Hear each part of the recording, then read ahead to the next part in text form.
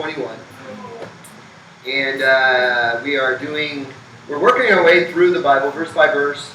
And Paul has traveled now to Jerusalem, and he has met with some of the higher-ups, if you will, in the Jerusalem church. And of course, they've got a problem with him. I don't know if you remember what the problem was, but people were talking about Paul and saying that he was basically teaching the Jews that they no longer needed to care about the law at all, and that was a big deal to them. And I think that when it came to the Jews, those Jews that were what we would call Orthodox Jews, who got saved in Paul's day, again, you got to remember they were raised that way. It's ingrained in them. Certain ways of living are ingrained in them. How many of you know Brother Singh, or you've met Brother Singh, our missionary in India? Right? Okay. He got saved in his late teens. His family, being Hindu, did not eat meat, and they didn't eat meat. So I asked him. We wanted to take him out to dinner, and so I asked him what his diet was, and he says, "Well, I was raised a vegetarian. I don't really enjoy meat, but I've learned to eat chicken." So what happens is you get saved, but there's a lot of stuff that you are naturally, culturally going to do or think, and it takes a while for the Lord to work some things out of your system sometimes. So you've got a group of Jews in Jerusalem of all places, who are thinking that Paul is just kind of attacking the Old Testament law altogether, which of course is not so. But they meet together, and so we pick up in verse 23, chapter 21, Acts chapter 21. But we need to back up and start reading in verse 21 to kind of get the flow. So we'll start in Acts chapter 21 and verse 21 and read down through, let's see where would be a good place to stop. Well, let's just read through to the end of the chapter, okay? Acts chapter 21, starting in verse 21, reading through to the end of the chapter. Let's read. "And they are informed of thee that thou teachest all the Jews which are among the Gentiles to forsake Moses, saying that they ought not to circumcise their children, neither to walk after the customs. What is it therefore? The multitude must needs come together, for they will hear that thou art come. Do therefore this that we say to thee. We have 4 men which have a vow on them. Them take, and purify thyself with them, and be in charges with them, that they may shave their heads, and all may know that those things whereof they were informed concerning thee are nothing, but that thou thyself also walkest orderly and keepest the law. As touching the Gentiles which believe, we have written and concluded that they observe no such thing, save only that they keep themselves from things offered to idols, and from blood, and from strangled, and from fornication.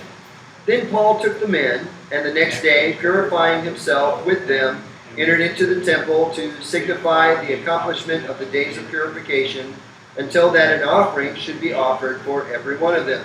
So we've read down through the end of the chapter now, and so Paul goes to the leaders of the church in Jerusalem, and he has a plan to help them clear up the problems that they believe that Paul has here. And so we pick up in verse 23 where he says in verse 23, by the way, who's speaking in verse 23? Does anybody remember? Who? James. James is speaking in verse 23. We talked last week about this James, that this is most likely James, the half-brother of Jesus, right? So he's speaking, and he says to Paul, "Do therefore this that we say to thee, we have 4 men which have a vow on them." Now, what is the background behind the vow? We really don't know. There's lots of reasons why people can make vows. Even today, there are those that make vows. And we don't really get the background behind the vow, but in the case of these men, we have no idea why they took a vow, but we do know that they have reached the end of the time, and I'll explain more about that in a minute. But apparently, these 4 men, whoever they were fairly known to the rest of the church. Why do I say that? What? I heard something. I saw your lips move. Somebody spoke. Oh, it was Mrs. Cho. What did you say?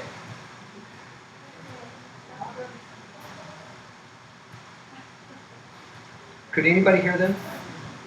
Does anybody know? Why would I say that? If these four men were unknown to the church, then when Paul went in with these four men, it wouldn't matter. Nobody would really know what was going on. So these four men are known to the church. They're well known. And so they're asking Paul to go in with these four men. They're fairly well known in the church. They had already taken the vow. And the leaders in Jerusalem are now about to ask Paul to identify himself with them in the vow. Okay? So this is the first thing we see.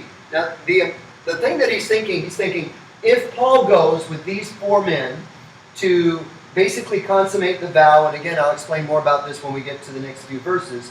If Paul goes with them, then all the Jews around here are going to know, well, Paul is not really down on the Old Testament law after all, because look what he's doing. He is going in with these guys, taking this vow, and he's coming out with these guys, and the vow is being consummated. And so we know these guys, we know who they are, we know about them, we know about their vow. Maybe they knew about their vow, maybe they didn't. But they knew that they took one. So this is going to give credibility to Paul in that he is actually not trying to destroy their Jewish way of life, which is what they were thinking. Okay? And it was a big deal to them. So in verse 24, he tells them, he says, them take, and I want to kind of go slowly here because what we're reading here is, the language here is very Jewish. Okay? And he says this, them take and purify thyself with them, and be at charges with them, that they may shave their heads, and all may know that these or those things whereof they were informed concerning thee are nothing, but that thou thyself also walkest orderly and keepest the law. So as I said, the language here is very Jewish. They spoke of purifying. All right? Now, the New Testament believer, how are we made pure? By the blood of Christ. You can't be made pure by anything else. If we had a wash basin here, as they did in the days of the tabernacle or the temple, and the Jews had a wash basin, a laver where they washed in, if we had one here, it still couldn't cleanse us from our sins. And don't get the idea that in the Old Testament that's what they cleansed their sins with either, because it didn't. That was symbolic, a shadow of things to come, but the body is of Christ, as it says in Colossians, right? But if we had that here, we couldn't be cleansed of our sins. You know, I know that there's the Catholics. I went to I guess it was a pretty strict Catholic church. I was 18. Non-religious upbringing, not irreligious, but non-religious. We respected the Bible, but we never read it. No one dared take the Lord's name in vain because Mom would make you eat a bar of soap for that. And the only person in the family that cursed was Dad, and that's only when he was working on his truck, and hopefully out of the hearing of any of the kids. It was that kind of way in my house. But when I was 18, I had joined the Air Force. I went to California, and my roommate was from Guam, and he took me down to Los Angeles. He had some family that lived down in Los Angeles, and so there was one of his cousins, female there, and I wanted to take her out on a date. And her mom said, "You're not going anywhere with my daughter. The only place you're going with my daughter is church." And I thought, well, okay, if I got to go to church, I'll go to church. So I went to church. It turns out it was Catholic. And going in, everybody, there was like a water fountain or something there in the middle. I don't really remember what it was, but there was water there in the middle, and they were doing the whole water thing. You know what I'm saying? Now, I'm not beating up on the Catholics. I'm sharing with you my experience. They were doing the water thing, and somehow I knew that when they went there, they felt one way, then they dipped in, did the double, triple thing, and then all of a sudden they felt better, and that they could go on in. I guess that made them more holy or something. That's the way they saw it, okay? That's the way they believed it. And we might laugh at that or belittle that, but that's what they believed and that's what they thought, okay? We in the New Testament, we're not purified by water. Baptism cannot cleanse us. Nothing, spiritually speaking, the only thing that can cleanse us is the blood of Christ. So, in that case, knowing that's true, knowing that James is the pastor of the church, the first church in Jerusalem, what is he talking about here when he says then, that purify thyself with them. Keep that in mind. We're going to read more about that in a moment. And then he says, be at charges with them. In other words, there is a charge being laid, a responsibility being laid, or something to be given, that they may shave their heads. Now, immediately, if I were Paul, I would look at them and say, no. I'm not shaving my head. Not. Nothing personal, but it's just not my hairstyle, okay? Not doing that. But this has something to do with the vows that they took. So we've got a little bit of information to go on here, but we've got enough information to go on here to figure out what kind of vow it is, believe it or not. And we're going to get to that in just a moment.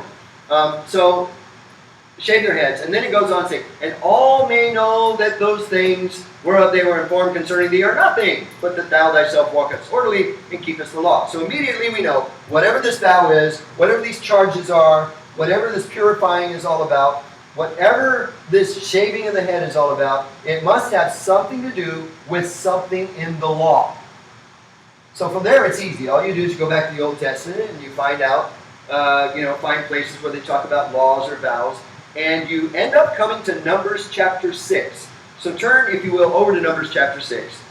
And I want to show this to you, because this explains a lot. But it also leaves us with some questions. Okay? So Numbers chapter 6. And we're going to focus in on verses 14 through 18. Okay? Now Numbers chapter 6 is if you've got one of those Bibles that got commentary, anything in it, you're going to note that this is the chapter that talks about the Nazirite vow. And Numbers chapter 6 contains all the guidelines or the laws concerning the Nazirite vow. Now, skip down to verse 14, and 14 through 18 it says this, and he shall offer his offering. Now, this is what the person who's a Nazirite does, okay? He shall offer his offering unto the Lord, one he-lamb of the first year without blemish for a burnt offering, and one ewe-lamb of the first year without blemish for a sin offering, and one ram without blemish for a peace offering. So the first thing that this guy does to consummate his Nazirite vow is he makes offerings. Now, he makes several kinds of offerings here, all right? But keep in mind these offerings. We're going to come back to that. Look at verse 15. And a basket of unleavened bread, cakes of fine flour mingled with oil, and wafers of unleavened bread, anointed with oil, and their meat offering, and their drink offering. Verse 16. And the priest shall bring them before the Lord, and shall offer his sin offering and his burnt offering, and he shall offer the ram for sacrifice of peace offerings unto the Lord with the basket of unleavened bread, and the priest shall offer also his meat offering and his drink offering. So what I want you to notice here is that we've got a lot of discussion here about offerings that are being made, peace offerings, meat offerings, sin offerings, burnt offerings. Verse 18, and the Nazirite shall shave the head of his separation at the door of the tabernacle of the congregation, and shall take the hair of the head of his separation and put it in the fire, which is under the sacrifice of the peace offering. So, here's the deal. A Nazirite would take a vow for something. Whatever that something was. Maybe his grandmother, needed to be saved or something. Whatever. He'd take an offering.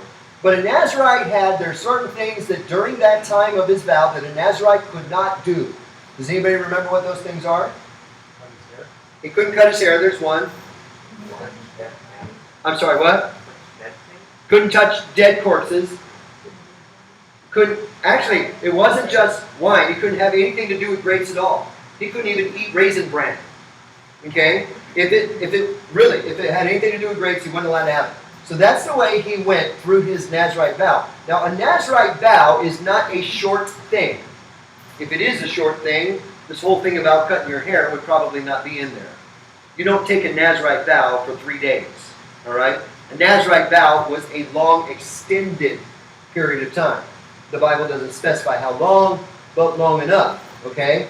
In this case, we've got offerings that are being made, for a year, and for a year, and for a year. Did you notice that? So a Nazirite vow could very well be a year or longer. Now, we've got Samson, who was not a very good judge, but he was a Nazirite, or was supposed to be a Nazirite. He didn't do a very good job of being a Nazarite, but that was a lifelong thing. But when you came to the end of your vow, and it was time to get back to normal life, if you will, these are the things that they were supposed to do, according to Numbers 6, verses 14 through 18. And it speaks to the charges of the shaving of the head and the offerings and the ending of the vow. Now, part of the charges dealt with the making of sacrifices that they were supposed to do. Everybody follow me closely here, because I'm going to say some things that's going to make you think. All right? Part of the charges dealt with the making of sacrifices. Both sin offerings and peace offerings were involved in this, according to the Old Testament Nazirite vow, which is apparently what they were doing, or some form of what they were doing in Acts 21. Is everybody with me so far? Today we would balk at this. I would balk at this. If you came to me and said, Jim, I need you to identify with these four guys. Now at the end, they're going to shave their heads and they're going to be laid to charges, and I want you to go with them. They're going to be making a sin offering. Whoa, whoa, whoa, whoa, whoa, whoa, whoa, whoa, whoa. My sin offering is the Lord Jesus Christ. I'm not doing that. Okay, well, maybe you can skip that, but there's also going to be a peace offering. Whoa, whoa, whoa, whoa, whoa, whoa, whoa, whoa. He is our peace. He's the Prince of Peace. He's the King of Peace. I can't do that. Does everybody see where I'm going with this? We find out that Paul does this. He goes with them. Now, there's nothing in the text that specifies directly that they absolutely made those types of offerings. But these are what traditional Jews, any of their books that you want to read from the first century or even before, or even some now, they'll all tell you that the charges at the end of the Nazirite vow dealt with taking an offering to the temple or the tabernacle and sacrificing it. Now maybe, and I'm just throwing this out there, I don't know, the scripture doesn't say one way or the other, but maybe they found a way to do something else. Maybe some other offering. Maybe they're just a Thanksgiving offering or something. I don't know. But if they stuck to Numbers chapter 6, then we have a problem. Why? Paul was saying it wasn't good. I'm sorry? He was saying it wasn't good enough. Correct. Yeah. Okay, explain that. Because there's no point of the offering if the sacrifice has already been made to cover everything else. Okay, so let me ask you a personal question. It's very personal. This is about you. If you had to bring a sin offering to church when you came on Sunday, would you come here? No. Why not? Because the basic doctrine of the church is I see. So Jesus is my sin offering, and I don't need that, right? And yet, here's Paul going in to agree with these guys who are apparently wrapping up their Nazirite vow.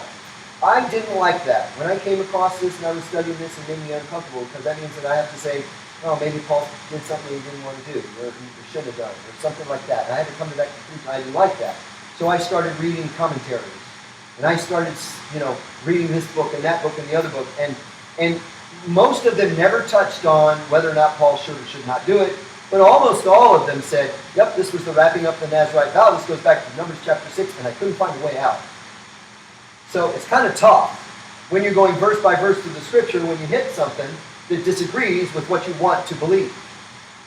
At this point in my personal experience, I'm thinking if there was a sin offering involved, Paul shouldn't have done it.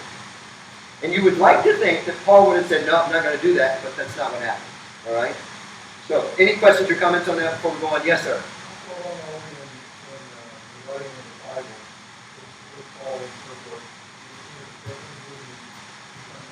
Some of the New Testament has been written. Some of it has not been written.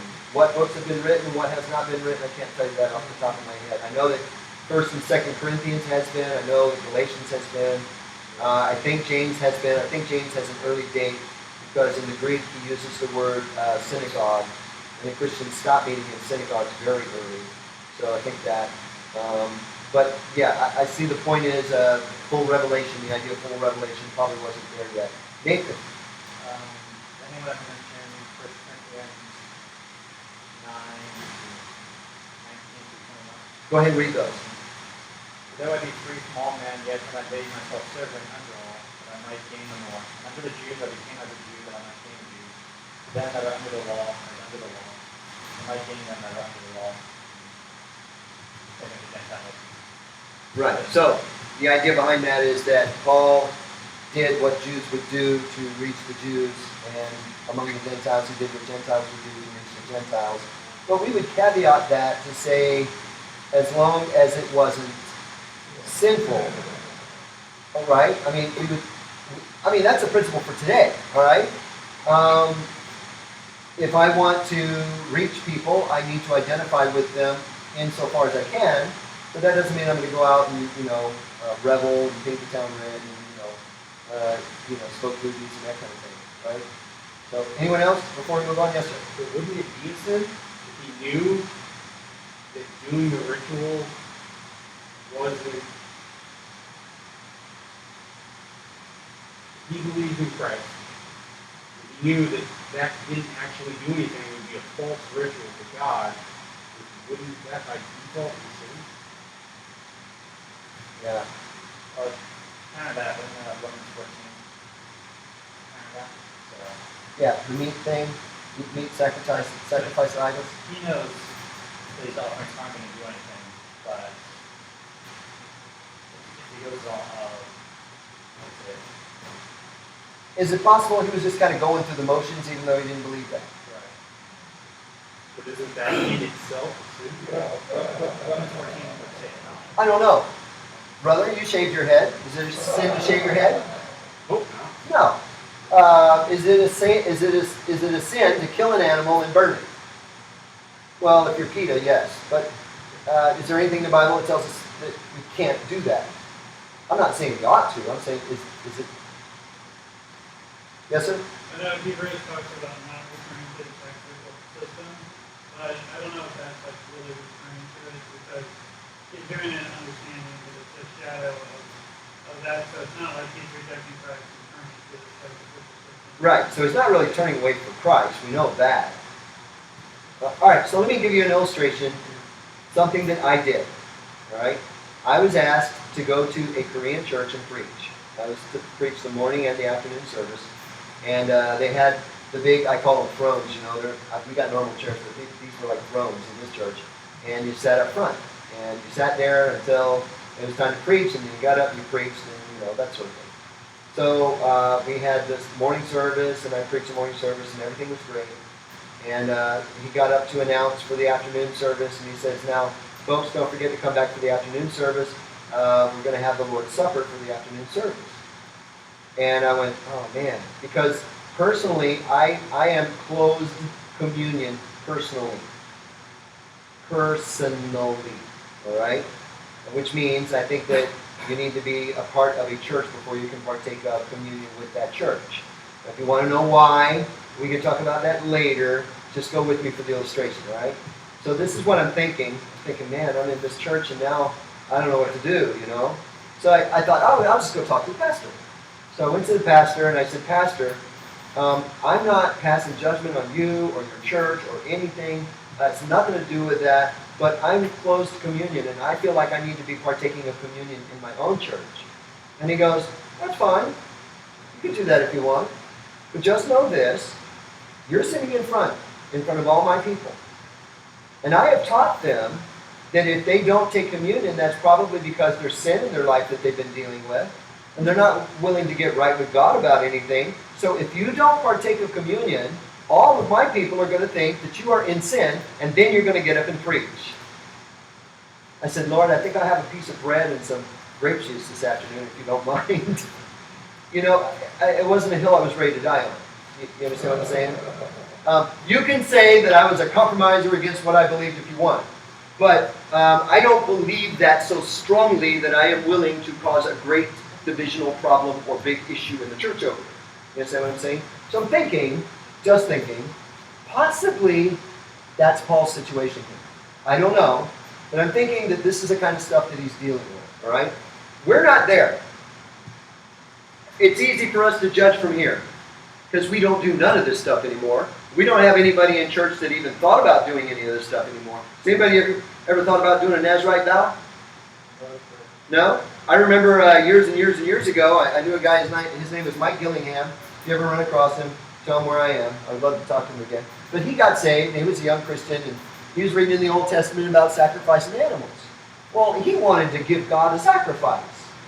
So he was saying to me that, he wanted to go down to a pet store and buy an animal to do a sacrifice. He specifically mentioned cats, okay? And I said, brother, as much as I don't like cats, we don't need to do that stuff anymore. Really? No, let me show you some things here in Hebrews, right? So I saved cats. Okay? Just so that you know.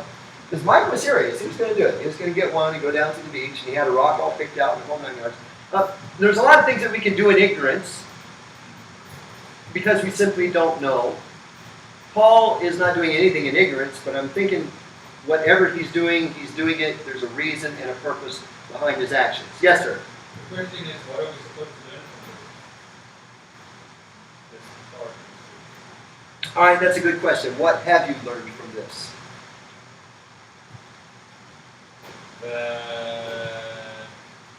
About scripture, we don't know what it means. We know what it means. Yeah, but we just don't know how to apply it. That's a problem. Yes, sir? Aaron's sons.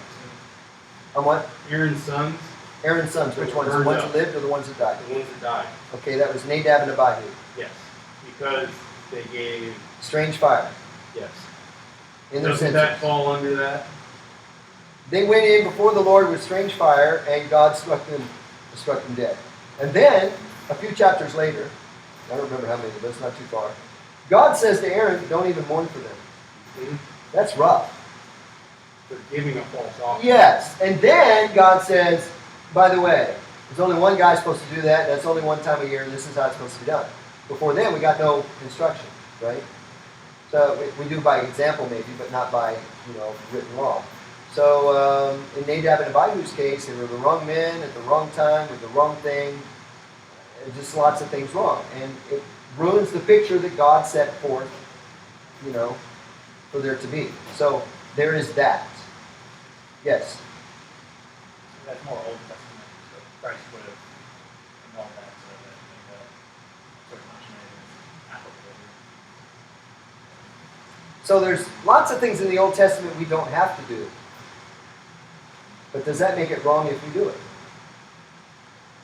The real question comes down to why you're doing it, right? Yes, sir. I mean, the person would think, this is mind-boggling to me, so I always look over in this passage at what Gentiles can do now. Now they're saying, they ain't saying, if you want to be right, show everybody you're right. That's what the disturbing part is. It ain't just Paul taking upon himself and trying to be that example. Okay, so let's go back to some things we can learn about this. First of all, James. James put upon Paul a certain set of conditions that he did not have to meet. All right? He didn't have to do that. And the conditions that he put upon Paul were a bit difficult and unfair. If it was me, I would think it'd be difficult and unfair. All right? He put that on Paul. So there's something to be learned about that, not to put things on people that are going to be difficult or unfair that's unnecessary. It's not like he said, Paul, if you're going to come to our church, you just really got to stop robbing banks. It's not a matter of sin here. Okay? The second thing I learned is from the aspect of Paul. Personally, I would not be comfortable with doing a sin offering because I know that Jesus is my sin offering. All right? Paul, I don't know if he did. The Bible doesn't say he did that. All right? So I'm going to try to assume that, they did something else. Maybe they did just a Thanksgiving offering or something. Kind of change things a bit. I want to believe that that's more likely the case. But in any case, if there were a sin offering involved and Paul did it, it shocks me. I mean, Paul, way up there, Paul, the Trinity and the angels and Paul, you know. But the reality is there's nobody perfect, and even Paul can make a mistake. So not to idolize another man is also an important thing we can learn from this. All right. So there's lots of things that we can apply from this passage. What we can't do is say that Paul necessarily did something wrong, because it doesn't say that specifically. And nowhere is he ever judged for doing that. God never steps in and says, "Yo, Paul, the reason you're in a mess now is because you broke my word." There's nothing like that. So it's hard to assume that what he did was wrong. Okay? Any more questions or comments on that before we move on to the next verse? Because it doesn't get any easier. All right, let's move on to verse 25. Acts 21, verse 25.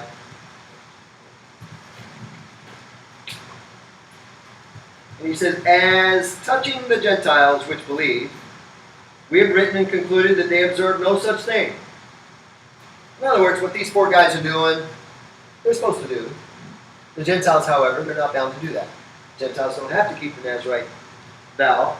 "We have written and concluded that they observe no such thing, save only that they keep themselves from things offered to idols, and from blood, and from strangled, and from fornication." Does anybody remember when we covered that? Where did we first see this? Nobody remembers? No? It's in Acts chapter 15, where they have the big council meeting, right? And Paul goes down to this council meeting, and they're talking about, the Gentiles. Do the Gentiles have to be circumcised to be good Christians or to be saved, or that kind of thing? And they came away from all of that with a letter that they were supposed to take back to Antioch, and what he just said here was what they wrote in the letter. So they haven't forgotten what the rules were for Gentiles. And he points this out, all right? So it goes back to the big meeting. They were bothered by Paul's preaching to the Gentiles. He could have gone back to the Gentiles and said all kinds of things to them, as long as these four things were kept. Now, we are a church full of Gentiles, right? And you know as well as I do that these four things aren't the only four things important to our Christian walk. I would hope that you would know that. Because remember these four things, what they are. They are not to have anything to do with things offered to idols. Okay? No blood, can't eat blood, can't eat anything that's been strangled, and for fornication. Alright? So that means that if I want to, as a believer, I can go over to Dion's house and steal his silverware. Right? I mean, that's not one of the four things. Sir? What about one of the four things? What about it? What do you want to know about it? Blood. What about it? Blood sausage. What about blood? Blood sausage? Blood. It's unbiblical. It is Yes, even now. even now. It's the New Testament. Sorry. Would it be fair to say this is, not so much morality as opposed to anything related to eating? I'm sorry, brother. I can't. This is not a case of being conventional with morality as opposed to something in regards to the law. Okay. Yes. Yeah.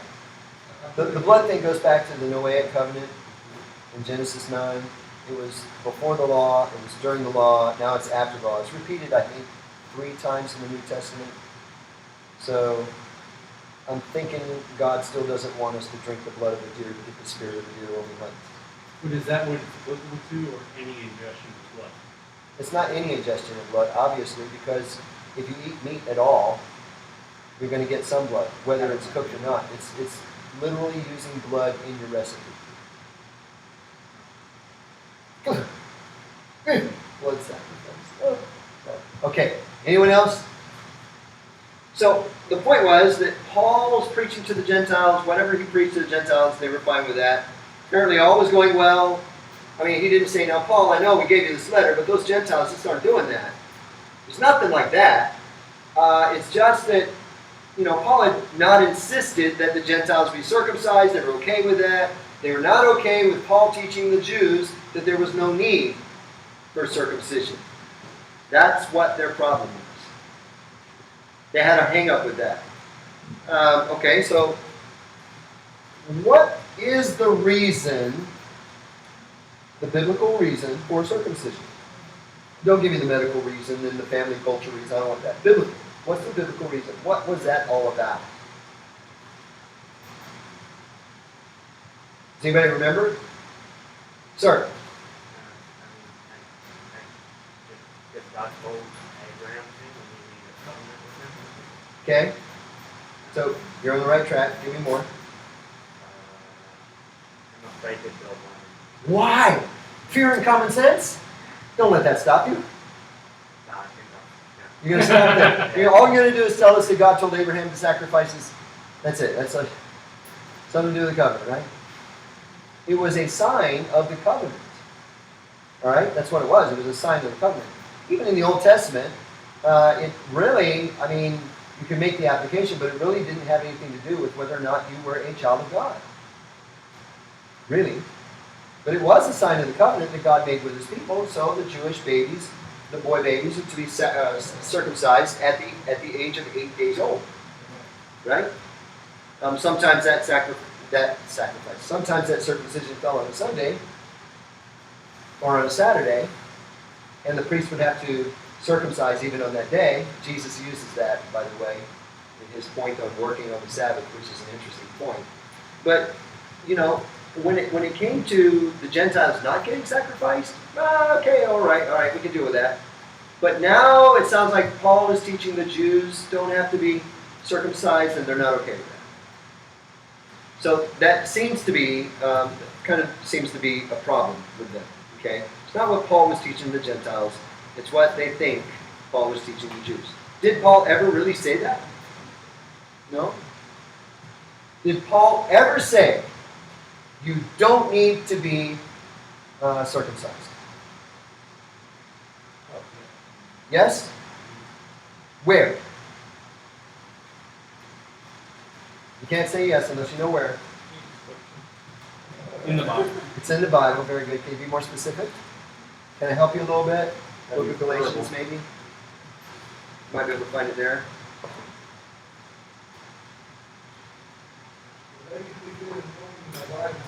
I can hear that from now. They furnace.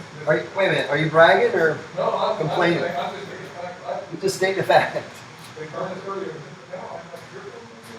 I don't know. I'm not gonna say anything about the ladies' ability to find anything in the Bible right now because they cleaned our clocks. Besides, I see some guys that aren't trying very hard to find it either. We're looking for where Paul said that you don't have to be circumcised.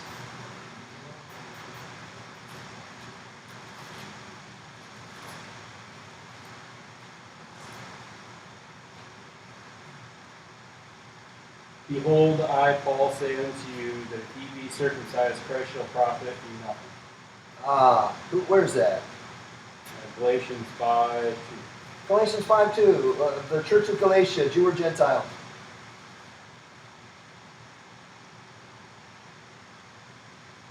Jew.